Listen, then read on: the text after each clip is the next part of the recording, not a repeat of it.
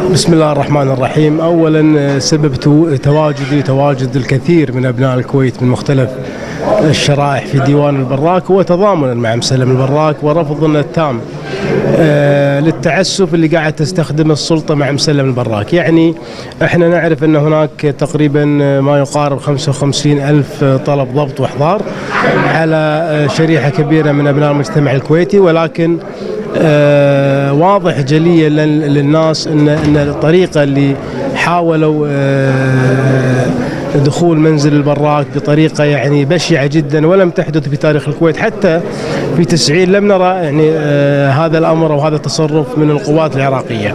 لكن واضح ان مسلم اليوم يشكل مصدر ازعاج للسلطه، تحاول السلطه ان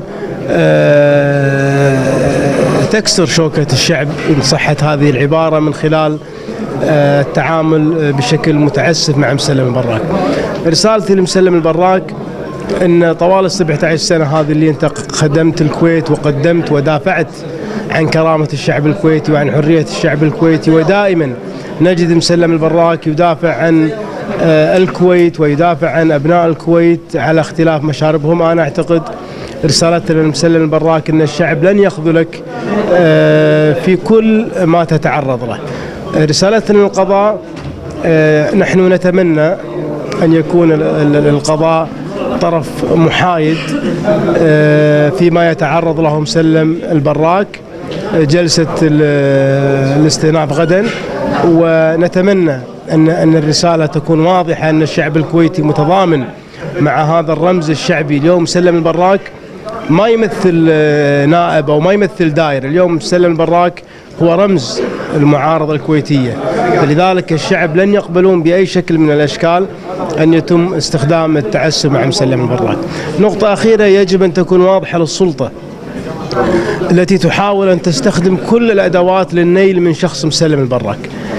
أنا أقول رسالة مختصرة جدا للسلطة: إذا أردت دولة القانون ودولة المؤسسات فنعم بها والكل يحتكم لها، لكن إذا أردتم عمل بلطجة والنيل من مسلم البراك بطرق تخالف القانون، أنا أعتقد أن الشعب الكويتي لن يقبل هذا الأمر، وراح يكرر خطاب مسلم الشهير: لن نسمح لك لأي شخص كان في السلطة.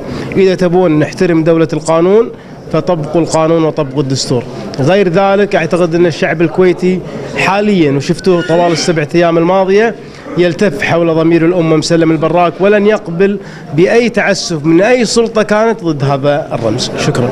يعطيك العافية.